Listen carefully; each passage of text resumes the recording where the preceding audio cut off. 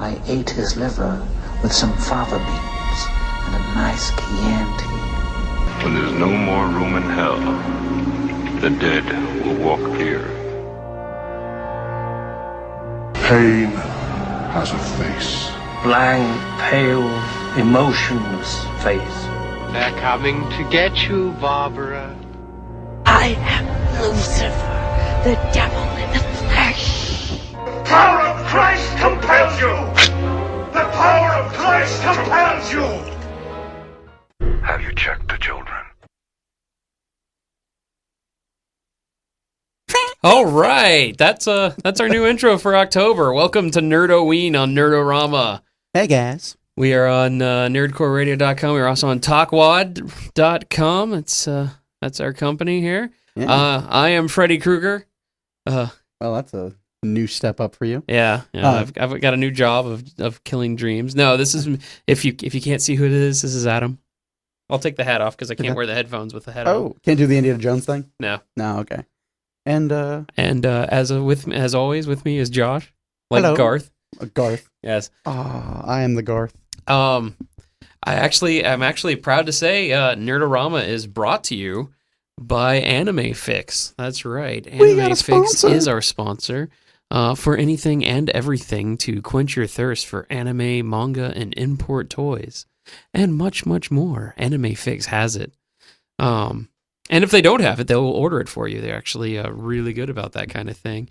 I actually spent a lot of time and money in that store. It's a money grabber for nerds and anime fans. Complete. It's insane. The staff there is friendly and knowledgeable. They know what they're talking about. You know, it's not like you go into a store and like, I don't know, let me look it up on the catalog and I don't see a Hiroshi manga. I mean they know what they're talking about. So it's great. The store is located on 6185 Central Avenue in St. Pete, Florida, because that's where we're at. We're in St. Pete, Florida. It's just a great friendly neighborhood anime store.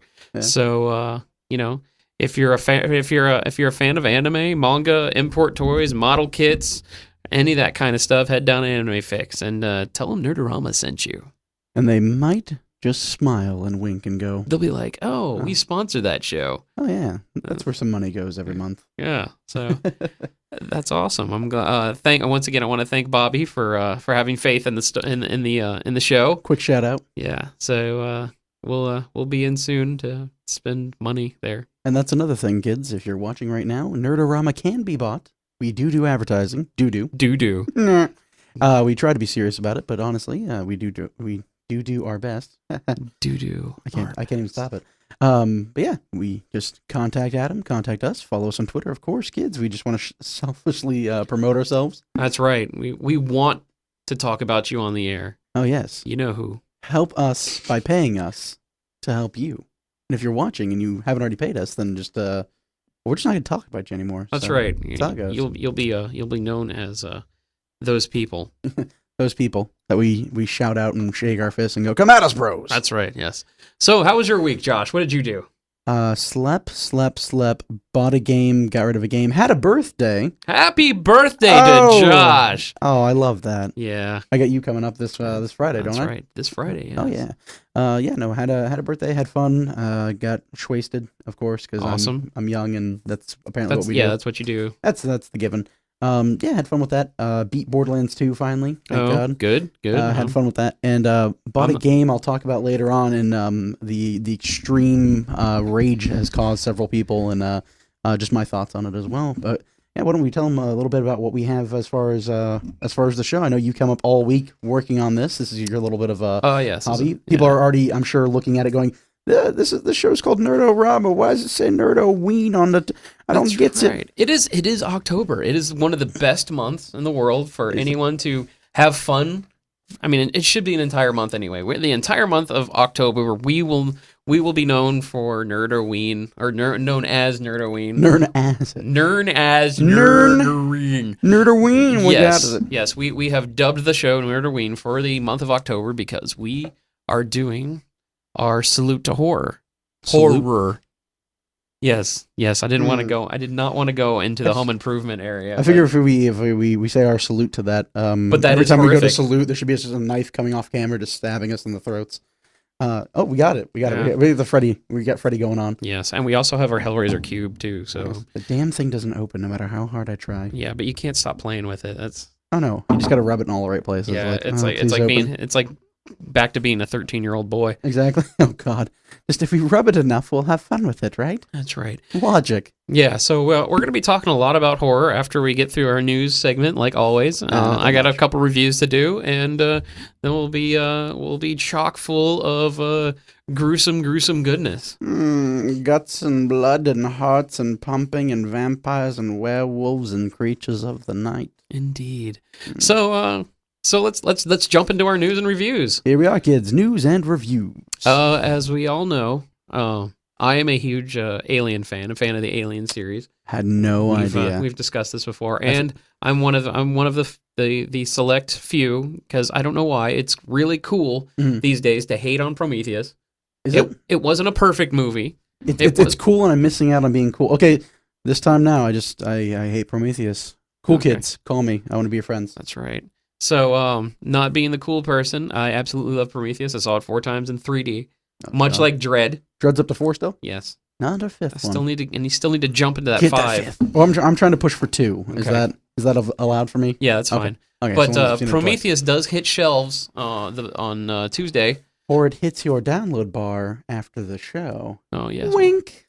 Well, it has been on iTunes for almost 2 weeks now. Not what I was talking about. Oh yes. Wink. But you do want the Blu-ray because it will have all the extra stuff that people missed out on. There is going to be a lot of extras. One of the cool things I saw in the UK, it's already been released because it's it's a British movie. So Yeah. So they just get it early. Yeah. And they talk about how they want to combine it with Doctor Who. Yeah. Yeah. Of course. Of course. It's just it's their natural progressive things. We've gone over this. Watch episode 5, kids. It's going to be a crossover with Prometheus, Doctor Who, and Red Dwarf. It's going to come all together, and Sherlock's going to come in and go, "I've got it." Yes. No. One of the things that's going crazy on the internet is that, of course, we know Ridley Scott. He created the Alien. Yeah. He did the first Alien movie. He also did Blade Runner. Yeah, of course. 2 of the best sci-fi movies that ever existed. I go as far. He's kind of crossed them over with this little Easter egg that people are finding. It's a text.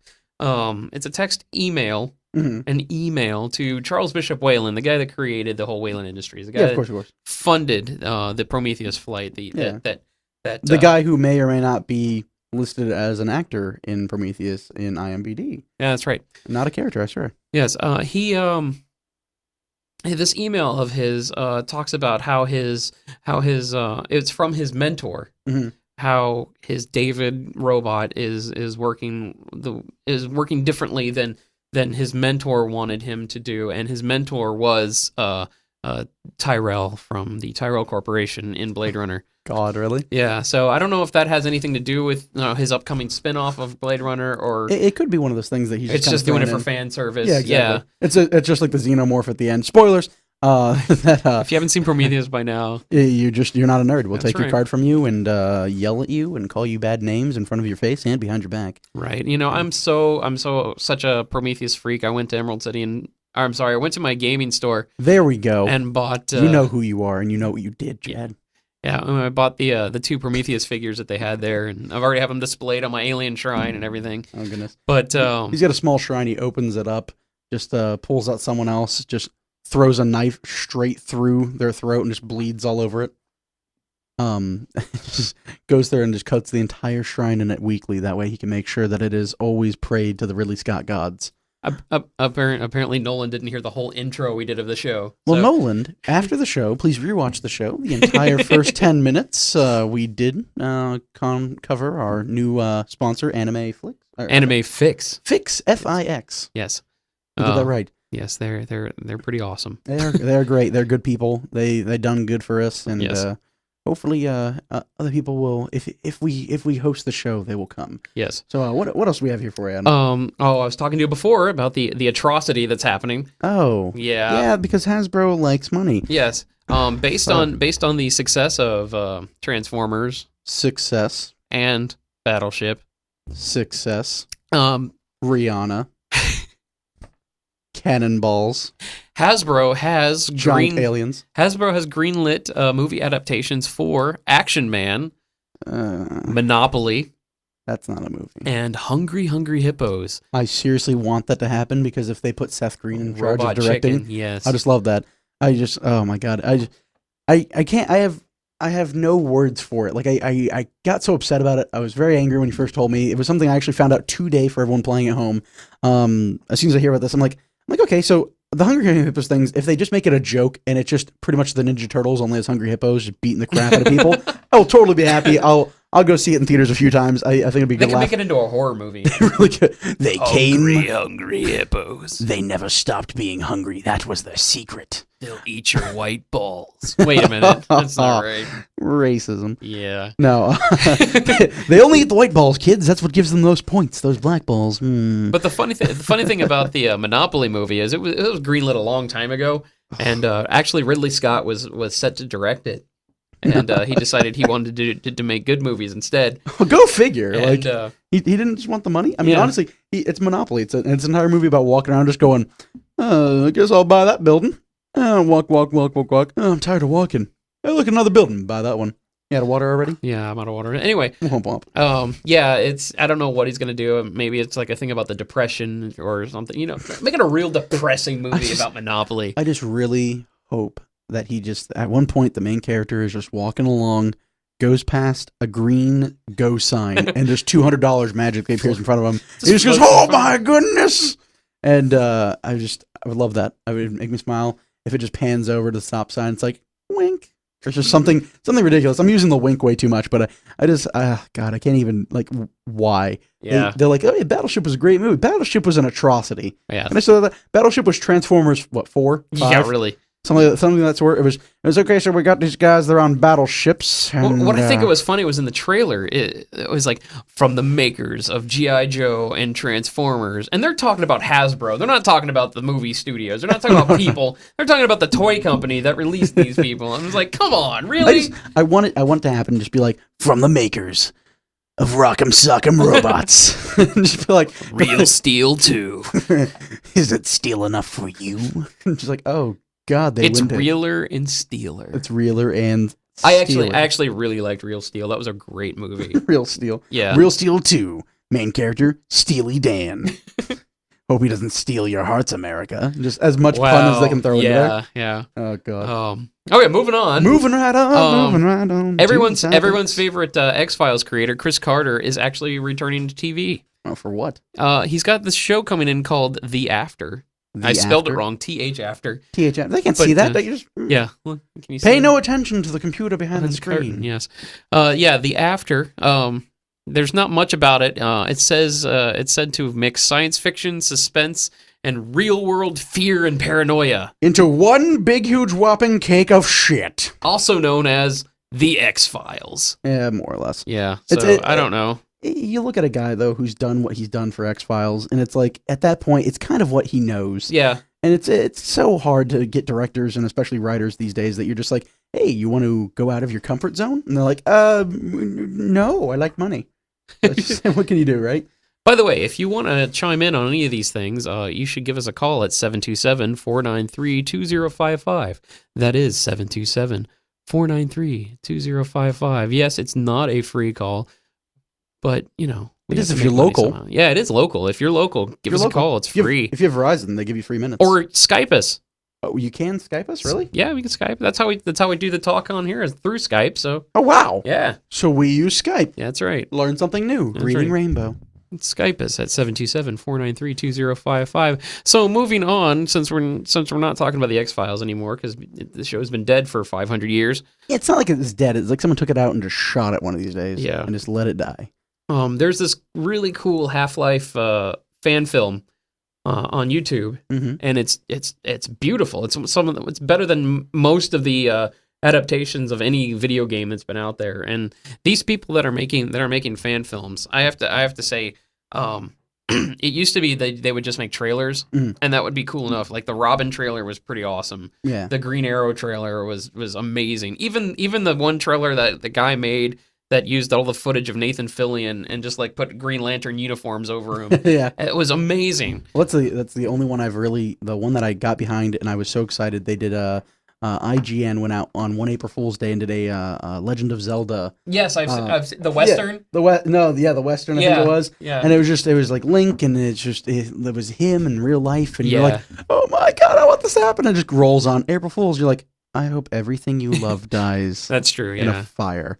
But yeah, no, it's the Half-Life 2 thing does look very neat. It's cool to see people finally getting behind the games they love and showing like movie studios that are just like, I heard you like the Battletoads, so we're gonna make a Battletoads movie. And you're just like, you realize that's a joke. Like among every nerd, Battletoads is a joke. Yeah. It's something you call into GameStop when you're drunk as hell and just go, you guys got them Battletoads? And already that I'm pretty sure that game's scheduled for a relaunch on the Wii. Probably they're bringing it back, and you're just like, one of the hardest games ever made, though. I mean, that's a hard. It's because game. You can't beat that bike level. That's it. And if the second player that dies, it doesn't matter. The game starts over, or the level starts over. Oh yeah, and then you have to do the whole trench run again. But it does have the best pause screen theme music ever. If you've never done it, go on YouTube, look it up. Even look up the Angry Video Game Nerd one. That one's great too because they dance to it.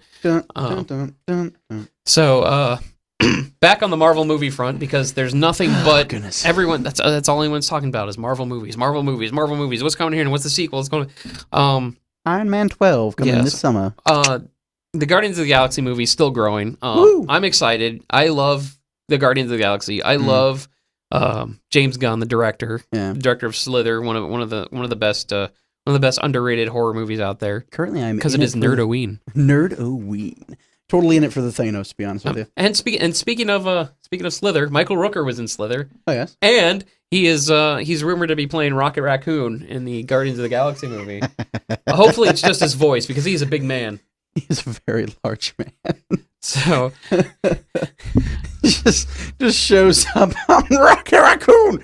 I just want him to have like a shirt that doesn't fit quite right. Like a mask that's like hanging off his head. Just covers one eye. Rocket Raccoon. I've got a gun.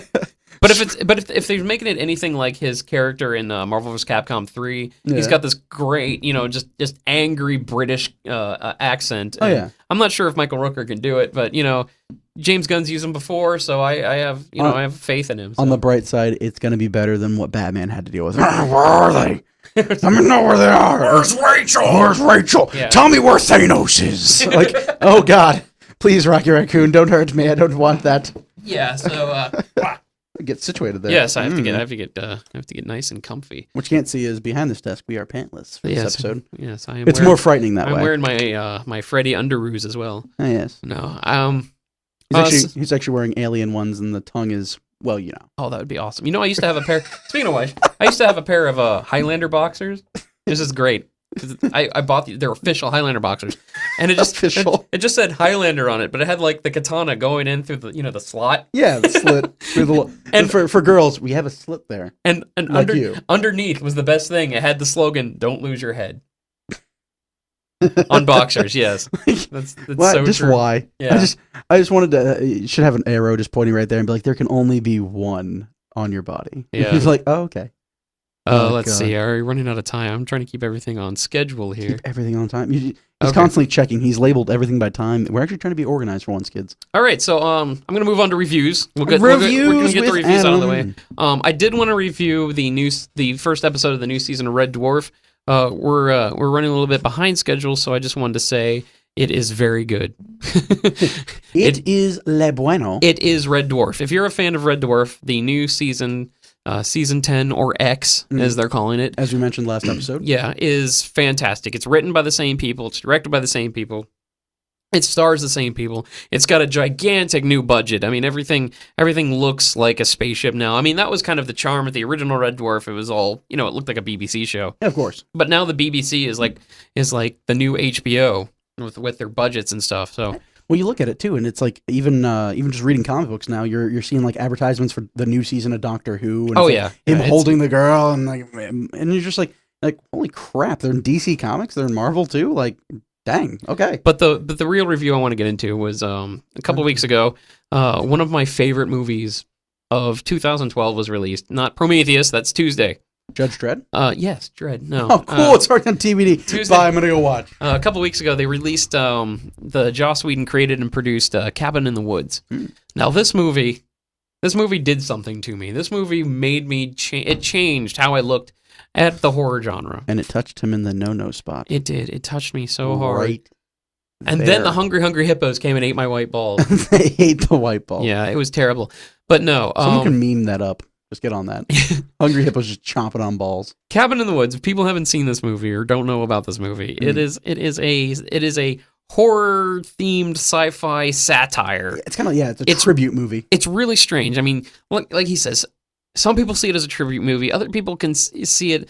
Like, I talked to one of my really good friends on Friday. Yes, I'm talking about you, Ron. I mentioned you. Hey. Love you. We're talking and we were talking about the movie, and he's like, "You didn't see it like this?" And I'm like, "No, I didn't." And I watched it again, and he's absolutely right. Tell us what he said. Well, let me go into the synopsis. The movie is a layer upon layer upon layer. The first layer is the cliche horror movie of the five kids who want to spend a weekend at a cabin in the woods. Strangely enough, the cabin looks exactly like the cabin from Evil Dead. I mean, I think they may have like resculpted it or something. It looked great on the outside. The inside, it had that weird wolf head and everything. Yeah. It didn't have like the laughing deer and the lamp. Nothing as fun as that. But it did have the basement, and that was cool. It did have the basement. But yeah, you had the five people. You had the jock, the nerd, the fool, the whore, and the virgin. They completely changed that around. You notice in horror movies nowadays, there's no more fool, there's no more idiot, no one who's aloof. Now it's just simpler for them to just go the stoner. He smokes pot. Yeah, he's not afraid of the werewolf because he's so hopped up on the pipes. But these five people, they have to go into this cabin and they survive. They're forced to survive this supernatural presence that's attacking them. So one becomes a siren, one becomes a gunzerker, and the other one becomes a necromancer. Yes, and the other's a soldier. Oh yes. But on top of that, the story is also about these two guys in a control room who are actually controlling this scenario that these guys are in, that these kids are in, and you're like, what's going on here? What's happening? And you find out that they have to kill them to appease another layer of things that are watching that.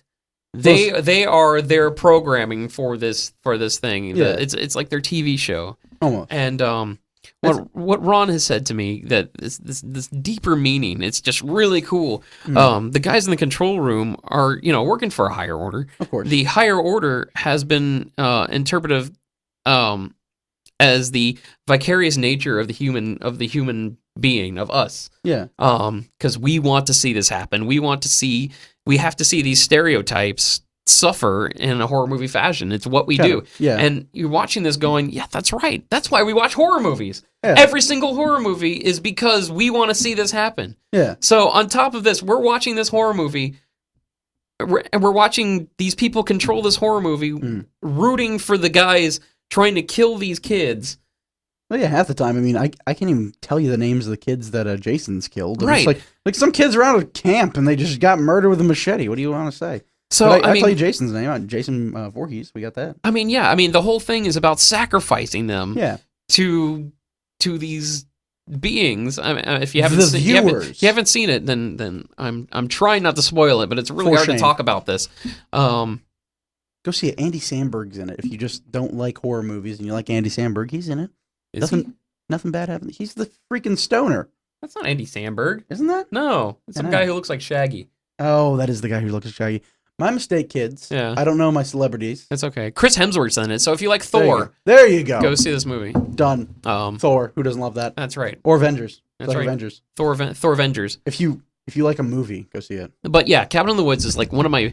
It's on my top 20 horror movies. It's not really a horror movie. I put it there as a comedy. But it's so much more than just a comedy. It's a horror movie. It's a comedy. It's a sci-fi movie. It's kind of like I actually comedy lightly. I also put like Shaun of the Dead in a comedy. It's really just a tribute movie. Yeah. But there's no tribute genre. You have to come up with something new for the movie to be part of. That's right. Yeah.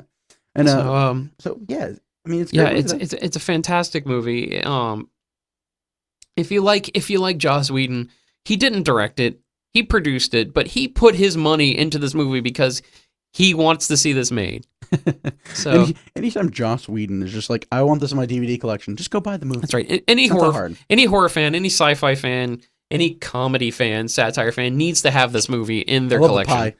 So if you're all three, you have to have 3 copies of it, or at least have one giant orgasm to it. Yeah, it even has the stereotypical old Doom guy. You know, don't go there, it's doomed. Yeah, it's the one you have to listen to. You see him in The Exorcist, you see him in everything. He's always just like, he's in every Friday the 13th movie, all the Halloween movies. Yeah, I mean, Jason was a problem child. Yeah. Well, tell me about him. Oh no, we're just not going to listen to him. You're like, you idiots! Like, he knows exactly.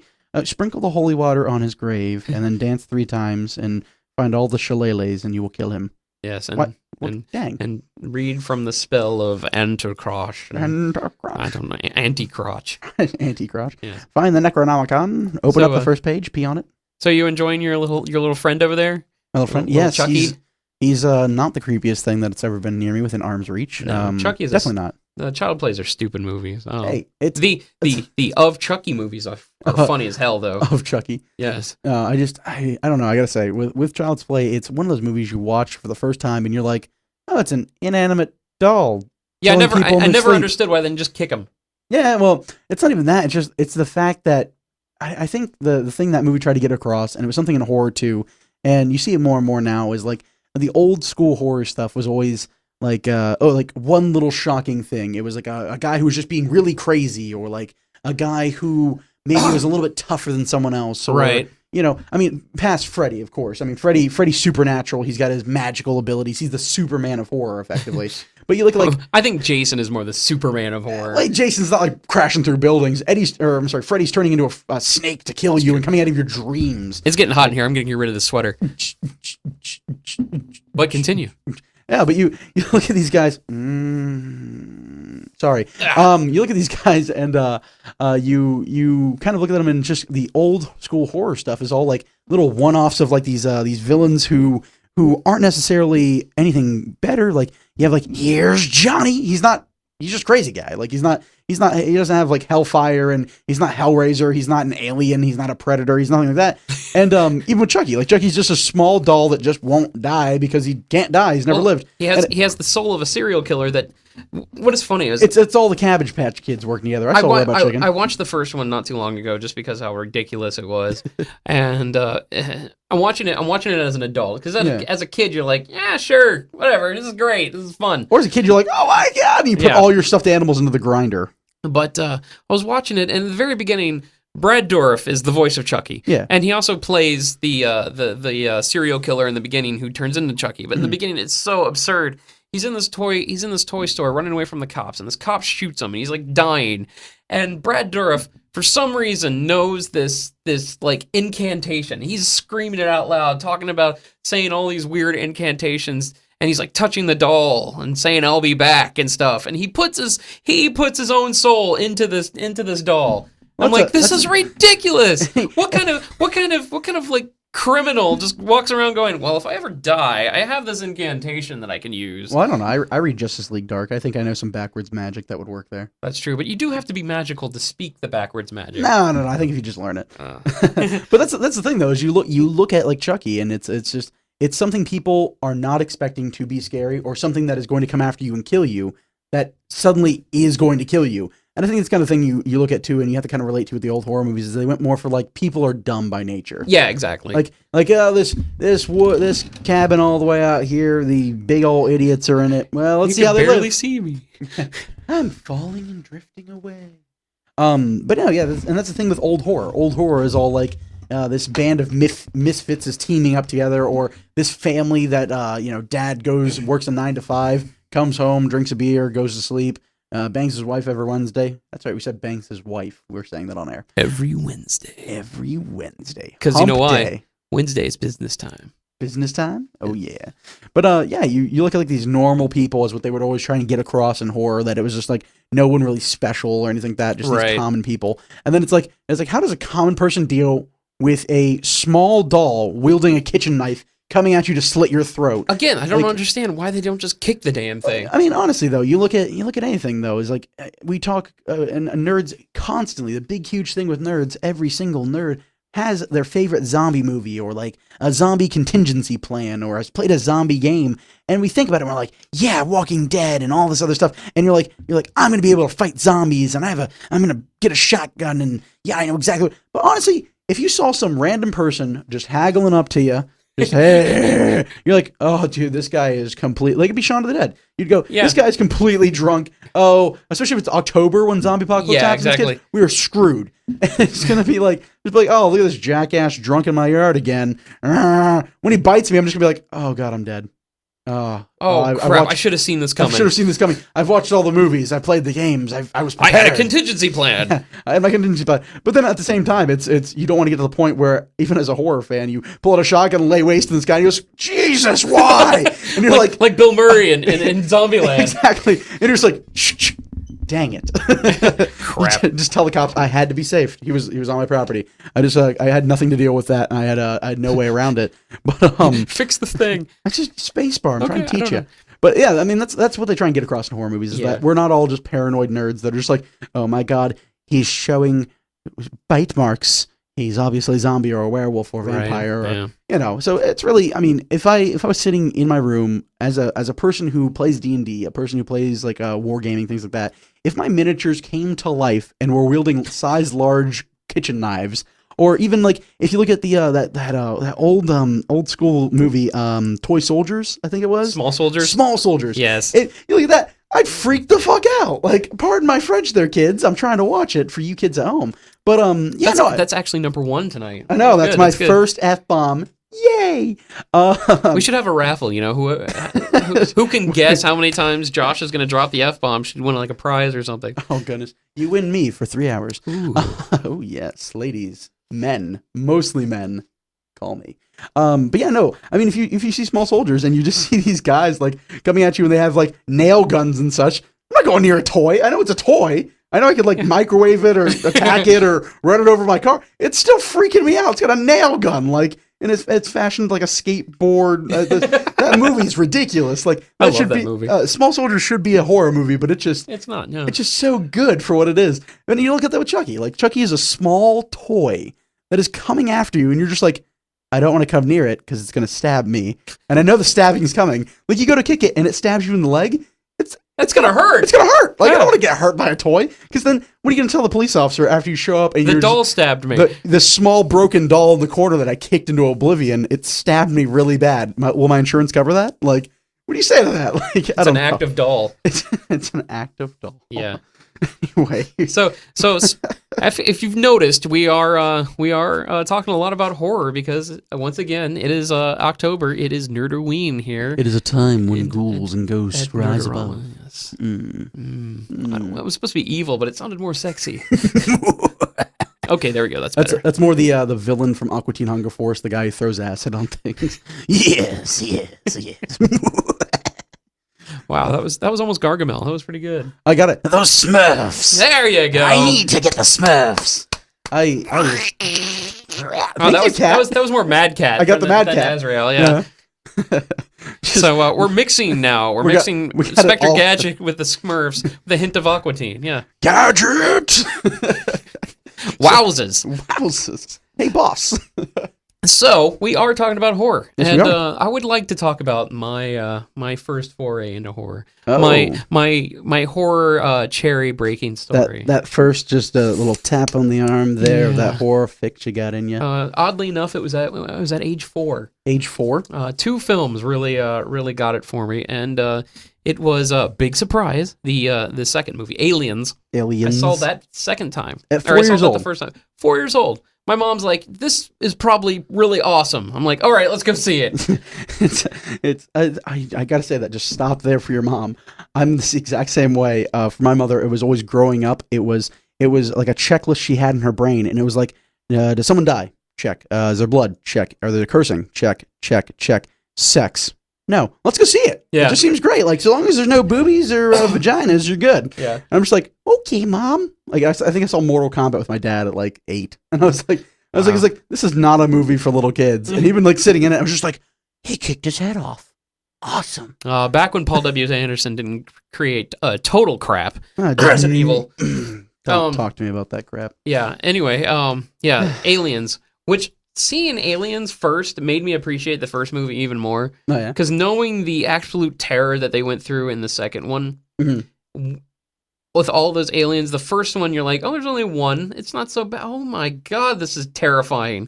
And, started my love affair with the greatest sci-fi franchise ever, in my opinion. It's the reason why you have that the tramp stamp that says Ridley Scott, isn't it? Yeah, it is. Okay. Yeah. Yeah. Yeah, Sigourney forever. Right. Yeah, I have nothing to that. I'm sorry. I think you win. All right, that's one for Adam. For you playing at home, that is one. Yes. The second film, which also I saw at 4 years old, Poltergeist. You were probably the most badass little 4-year-old. Once again, my mom's like, you should see this movie. Of course, she covered my eyes when the guy's ripping his face off. Yeah. Which, because of that, I still can't see that scene, even though I've watched it, and it is horrible. It is one of the worst practical effects things I've ever seen. but because of my past and the psychosomatic thing it gives when I watch it, I'm like, I can't watch this. And it just Poltergeist. It scares the crap out of me every time I watch it. I'll be 33 on Friday. It still scares the crap out of me. That's 3 + 3 reversed is still 33. Upside down is EE. I don't know. Anyway, you put it 90 degrees, it'd be MMs. My mom wanted me to watch this because it was produced by Steven Spielberg, who was like my absolute movie hero. Oh yeah, at 4 years old. Though. Yeah. I mean, come on, not really. No, it was. Trust me. Yeah, you saw E.T. and you're just like, that is my guy. We get my mom in here. She'll talk about all my. It was like 2 years old. I knew everybody who was in and like worked on Star Wars and stuff, and then we got into E.T. and stuff. And it was Nerd-O-Rama. We love our mommies. That's right, and movies. We love our mommies because of movies. Movies because of mommies. Mommy movies. Either way. Yeah, okay. But not knowing that it was going to be directed by the guy who directed my favorite horror movie ever, which we'll go into. Dun, dun, dun. I absolutely adore Poltergeist. It really started me on horror movies, and still being a kid, I was still terrified of horror. It still scared the crap out of me. It gave me nightmares. Jaws didn't make me not want to go anywhere near one. It didn't make me want to take a crap because I was afraid it was going to come out of the toilet. But I couldn't stop watching them. I was intrigued by all these. I would go to the video store. I would go to Albertsons back when they rented videos. I'm like, I want to rent Sleepaway Camp. And they're like, oh well, the girl has a penis at the end. You can't watch that. I'm like, all right, but I snuck watching. I watched USA Up All Night and all that kind of stuff. Everything. The Joe Bob Briggs stuff and all the good stuff. Yeah, it was great. And when I was a kid, I watched everything. I watched the Critters movies. Ugh. I watched the Nightmare movies. I watched Friday the 13th. Gremlins, man. One of my favorite movies is one of the worst horror movies ever. It's called The Stuff. It's about man eating yogurt. It's great. It was fantastic. Oh God, The Gate. You ever watch The Gate? I've seen The Gate with little fat. What's his name? It wasn't Ethan Hawke. It's the other guy. I get him mixed up. Stephen Dorff. Little fat Stephen Dorff as a kid, and the little CG or not CG, the little claymation demons. Yeah. I love that movie. But these were my childhood favorites. It was great. I mean, they still hold dear to my heart. But because I love these horror movies, when I grew older, I started to appreciate horror. Yeah. It wasn't just like it wasn't a roller coaster ride anymore. I mean, yes, I still love the fear. I know everyone says they love to be scared, but they don't really. Chill. But I love the fact that there might be something behind me about to rip my head off. I mean, why do we ride roller coasters? Because it might run off the track and we might die. But you do it because you're running the risk. Yeah, no, I don't usually look at a roller coaster and go, man, if this crashes, that's what I'm looking forward to. I generally go on roller coasters and go, if I crap my pants, I got to change in the car. We're good. But I'm one of those people that like the fear of feeling, like the feel more than a fear, feeling terror, and people use that as a cliche, and everyone's like, they say that, but it's not true. It is true. Why do you think we have haunted houses? Why do you think we make these movies? Why do you think people are like, oh, I gotta go see this movie in the dark? Yeah. I mean, just watch it with the lights off. Click, click. Yeah. But when I was, a late teenager, I was actually watching these horror movies for what they were. And the one movie that really changed my view on all horror movies was the 1974 Texas Chainsaw Massacre. It was the daytime chainsaw where it's like, it was a beautiful movie. And all these people are like, oh, it was one of the goriest movies ever made. And there was no gore in this movie. Yeah. No gore. Everything was like off screen, off camera. Well, that was pre-RoboCop though, so Yes. people really didn't know what gore was. Yeah, but the thing about the movie was it was shot like almost like an art film documentary, not like these POV documentary crap movies are out like VHS. Paranormal Activity. If you did not see last week's episode of my review of VHS, please do so on Ustream or Nerdcore Radio or Talkwad.com or also on YouTube. We have a YouTube channel for Nerd-O-Rama. We're on the YouTubes. It was made like it felt like a documentary. In fact, the opening narration was done by before he was even famous was done by John Larroquette. And he just has this great voice. But it was one of the most mind-bending movies. I mean, I watched it. It was like 3 a.m. I'm like, all right, I rented this. I got to return it tomorrow. I'm going to watch it. And I was like, when it was over, I'm like, let's watch it again. You know, it's just had so much. It's so much to it. It was just a beautiful movie. And after that, I was really starting to get horror. I was really starting to get the art of making horror, the art of filming horror. And it wasn't just like I said, it wasn't just like a roller coaster ride. It was something beautiful blooming inside me. I was finally becoming an adult. I was bar mitzvahed in the horror Judaism. Oh goodness. Yeah, I'm really getting into this. You got the holy water all over. But speaking of holy water, I was really getting into the story-driven horror and the real psychological stuff, like Hellraiser. Hellraiser is another one of my fantastic, or at least the first two. Past that, there is no movie. Well, they are. No, don't tell people that. I like that. They're one of the direct to DVD ones. Hellraiser Hellseeker with Dean Winters. Fantastic movie. Really overlooked. It needs to be seen. If no one knows who Dean Winters is, he's the mayhem guy in all the Allstate commercials. But I'm mayhem. That's right. You cute girl jogging. But after I got into the Hellraiser films and Clive Barker is an amazing horror storyteller. He's the definition of macabre. He's just dark, sexual stories. Just make you it makes you fear and makes you cringe at the same time. And he doesn't do it with like overt like nudity or anything. You can just feel the sensual. It's the build-up. Horror. Yeah, and I could do an entire episode on Clive Barker. In fact, I might do that. Like a Clive Barker episode. Just be like, and watch this, and this, and this. We're going to link you to this. That's okay, right. Now do this. We'll play Clive Barker trailers all throughout the episode. We'll do Clive Barker trivia. But after that, I discovered Italian horror. And Dario Argento's Suspiria. Beautiful movie. Italians really know how to make gore look beautiful. Yeah. They use colors. They use fantastic colors. They use great storytelling. I'm sorry, I'm running out of water. My throat's getting really dry from all this talking. He's not used to talking this much. He just has an hour-long show every Sunday. This is Josh's domain. Oh, but it's true. I need to get into this because we need to get to your turn. Turns. But with Argento and the Fulci zombie movies, I'm not going to really go into zombies because, frankly, I'm really getting tired of zombies. But I can't. Yeah, I know. I love it. Everyone does. But the Fulci zombie movies, the ones named Zombie, I mean, where Dawn of the Dead really came from. I mean, if people don't know, some people don't know this, but Dario Argento, he locked George Romero in a room and said, "You write a sequel to Night of the Living Dead," and that's how Dawn of the Dead came around. So, and thank God for that. Yeah. So, and this is just how I grew into these films.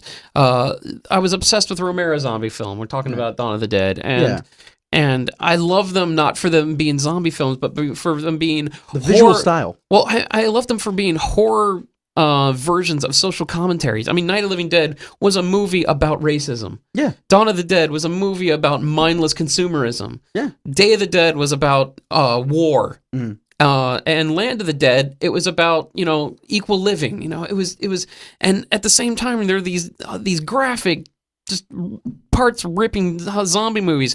And by the way, I have to say, 28 Days Later is not a zombie movie, and anyone that says so, I will punch in the face. So anyway, it's like a rage demon movie. It's a quarantine movie. It's an epidemic movie. Yeah. So I'm going to talk more about this, but I'm going to talk more about it next week because we have a lot more to talk about. We got lots for you. What about you? For me, what was your start to horror and terror? My start to horror. And it was the actually macabre. funny. I have and I'm gonna keep talking over you. Oh man! All right, I'm done. Okay. No, my intro to horror actually. I was really never into horror as a child growing up. I think I watched The Exorcist once when it was on like bad cable TV. So with like all the good stuff cut out of it. But even still, I think I was Your mother sucks rocks in hell. Oh god, it was just exactly. But it was just like I don't know. I still after that movie, I was like as a little kid, I was sitting there and I had all my lights on. I had my night light plugged in. I had a night light until I was like I'm ashamed to admit it, but around 16 or so when I really got back into horror, I was like I can't. Can you leave the door open, please? Hallway light, please. Okay, you closed it. Oh, you know, I watched that movie, The Fourth Kind. Yeah, no, go crazy. I watched that movie, The Fourth Kind, and it freaked me out so much that I slept for 3 nights with the light on. Oh yeah, no, at 29 and 30. It's like that initial reaction though with some horror movies, and especially as little kids, you're just like if the light's on, they can't get me. If I check the closet and I go under my bed, they cannot get to me. Freddy can't kill me. But I watched it a lot. I watched all the I watched The Exorcist, and I actually watched It, which made me never want to go to a Ringling's Brother and Barnum Bailey show ever again. It. I mean, people hate it. They say it's not a good horror movie, but when you're a little kid and you're looking at horror movie, and especially old horror, it really is. It's a clown flying. Is this a friend of yours? No, I'm not quite sure. All right. I don't. Barcelona. New guy. Happy. Huh. Hey, guy. Welcome, Eric Shout Barcelona. But yeah, no, as a little kid, you're just kind of you're like, oh my God, and like, now you don't want to be near clowns. Clowns still to this day creep me out after that, watching that movie as such a little kid. And that was kind of my intro to it. And it was actually kind of sad because I'm one of the older, the kids in my generation, or I shouldn't say generation. You're one of the older kids in your generation? Exactly. No, in my family, actually. And I actually have a younger cousin, his name's Brandon, and he literally would stay up watching every single horror movie, much like yourself at a young age, and would just watch all of them back to back to back to back to back. The gore, the scary, and he would laugh at them. And like he had no qualms about it. He loved them. They were like his favorite movies. I was like, you want to watch Jurassic Park? And he's like, oh well, Nightmare on Elm Street's on in like half an hour, so I'm gonna watch that. And I'm like, that's the one where the guy like kills people a bunch and blood everywhere, right? He's like, yeah, there's like a funnel and it comes out of the bed. And I'm like, I'm gonna go play Digimon now. Like I'm gone. I just but I couldn't do it. And it was right up until around, like I said, 16 years old, when I actually caught Dawn of the Dead was playing at a friend's house. My friend Kenny, I went over for his birthday, and it was the first time I'd ever seen Dawn of the Dead. And I watched it start to finish with him and everyone else. And I kind of just looked at it and went, holy crap, what have I been missing? Like, I remember The Exorcist and It were like the two movies that I saw, and I was just like, I can't do it. No, friends would invite me, later on. I think you're the first person I know that actually got scared from It. I'm sorry, it freaked me out when he's like, everything floats down here. I was just like, I don't want to use a toilet. Are you scared of balloons too? Again, I'm afraid of everything, dude. Okay. Yeah, I look at Killer Clowns from Outer Space and I get scared. That's the funniest movie. It's freaking hilarious, but I mean, I could not do it. But like, it was just something about that movie. It was the way it was done. It just freaked me the hell out as a little kid. And I looked at it with that. And moving on, I saw Dawn of the Dead, and I just was blown away by what Romero had done with it.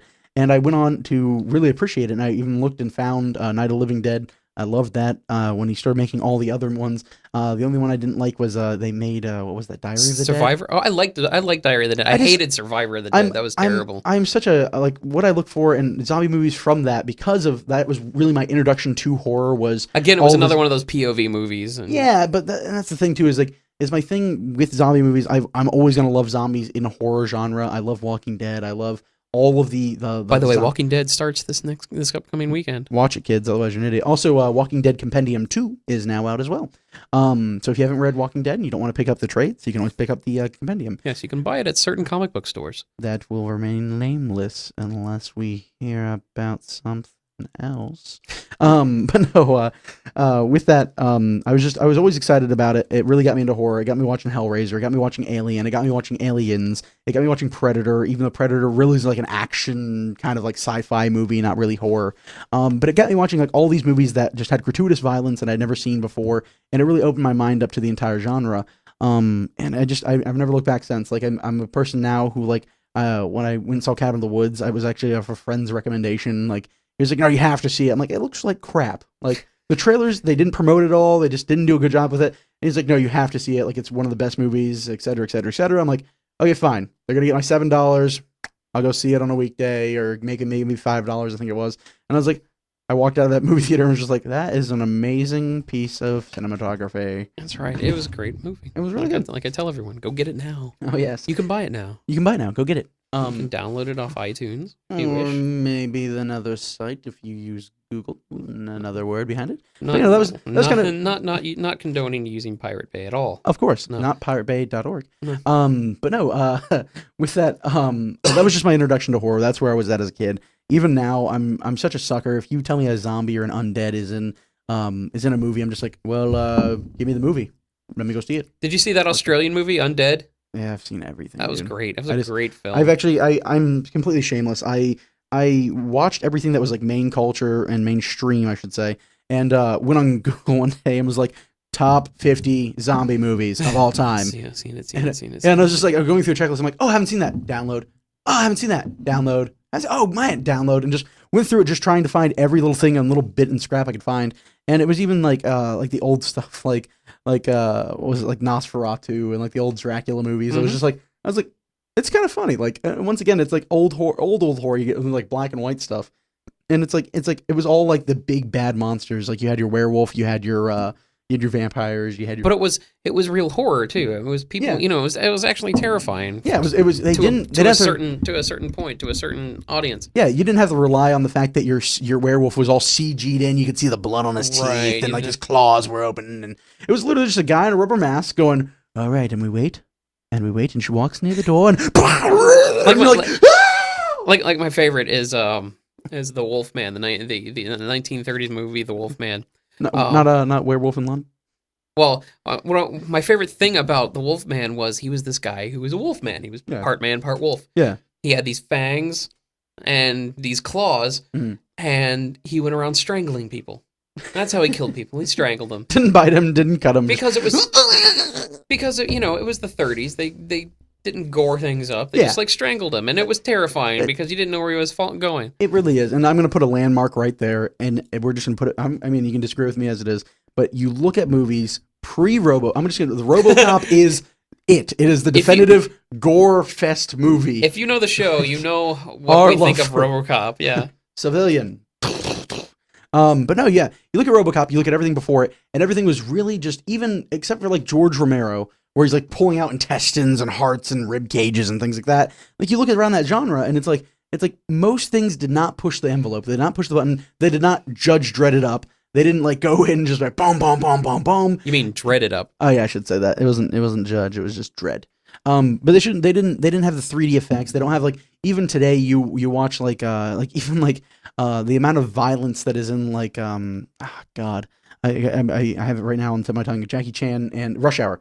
You look at the amount of violence in Rush Hour, the kung fu, the punching, the kicking, the guns going off, people getting shot in the chest, dying. And like that amount of violence wasn't around. Like, and you had to play to audiences not like even Texas Chainsaw Massacre. It was a movie that it was scary, but it wasn't overly violent. Right. Like there was violence, but it wasn't like hostile. It wasn't like some of these new type of genres for horror. Next week we're gonna get in talking about torture porn and why it sucks. It's ridiculous. Like it's where the market has been driven, and it was driven all through the 2000s, and now it's like let's please move back to it. Like Cabin in the Woods is a good start. You look at other movies that people are getting excited about for as far as horror is. I mean, Paranormal Activity.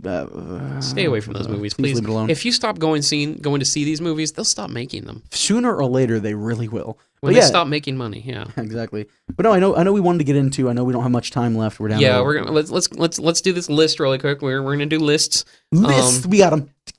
We're running out of time. We have about 10 minutes, so I want to throw out my top 5 horror movies of all time. Adam's top 5 horror movies of all time. My top 5. Number 5, the original Psycho. Really? Yes, Alfred Hitchcock's original Psycho. One of the most brilliantly made movies. My favorite thing about the movie is you're following Janet Leigh through this movie. She steals money. She goes away. 20 minutes in the movie, she dies. What do you think? Who are we supposed to follow after this? Exactly. And after she gets killed, Norman's stuffing her in the trunk, and she gets in the car, or he gets in the car, and she zombies up. And goes, that was annoying. And he's like putting her in a lake.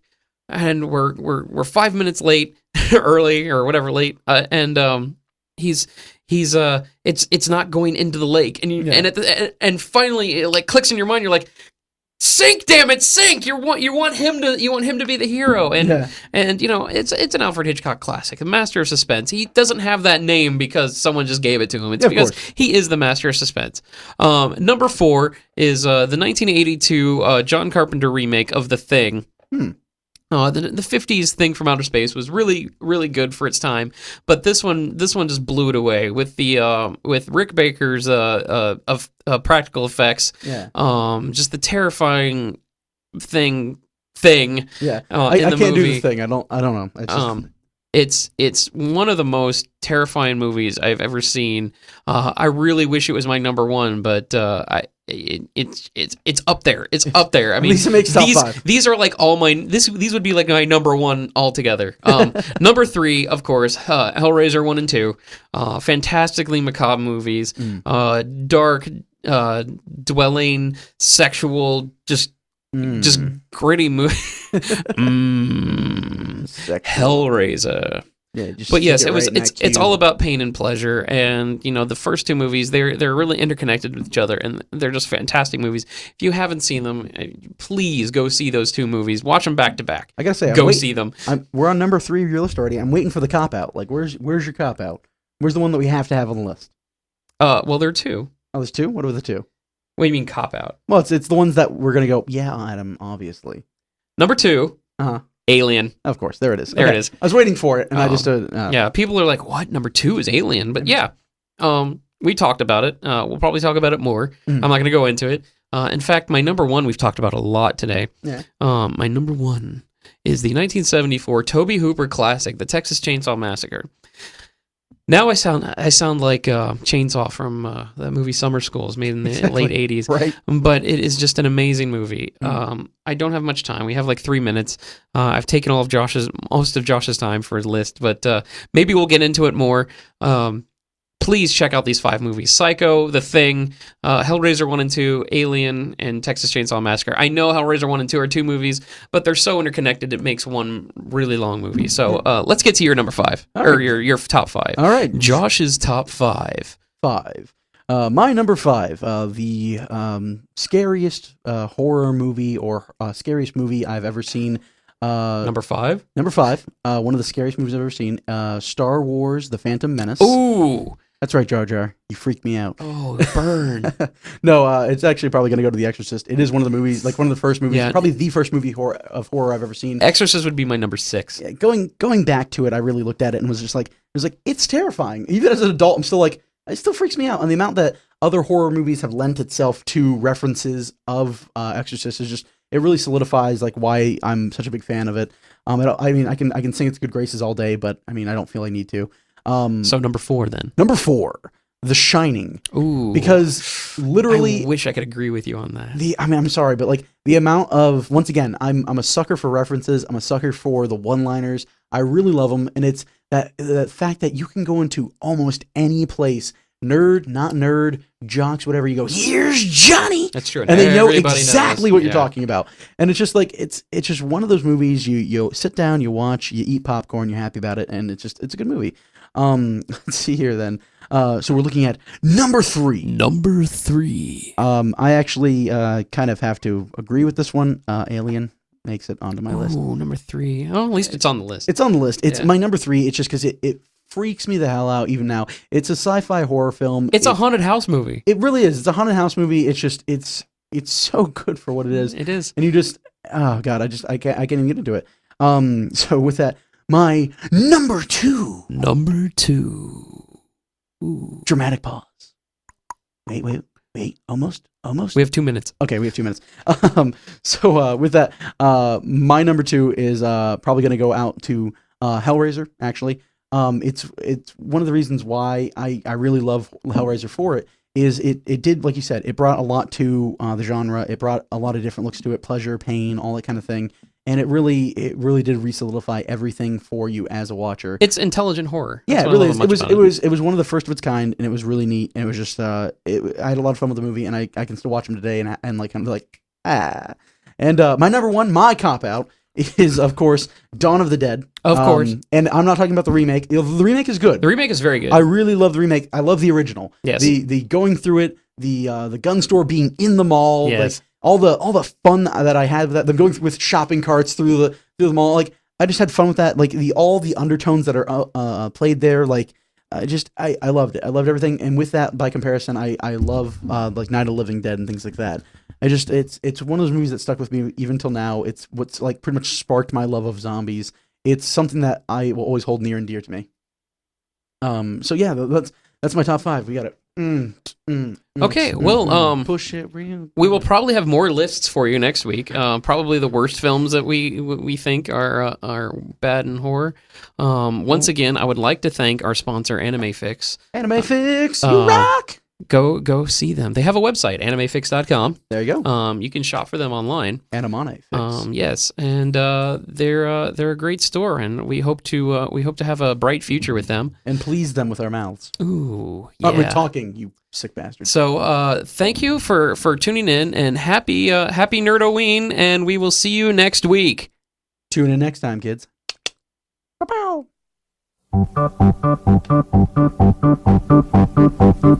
happy Halloween, Halloween, Halloween. Happy, happy Halloween, silver shamrock. Happy, happy Halloween, Halloween, Halloween. Happy, happy Halloween, silver shamrock. It's almost time, kids. The clock is ticking. Be in front of your TV sets for the Horror-thon. And remember the big giveaway at 9. Don't miss it. And don't forget to wear your masks. The clock is ticking. It's almost time.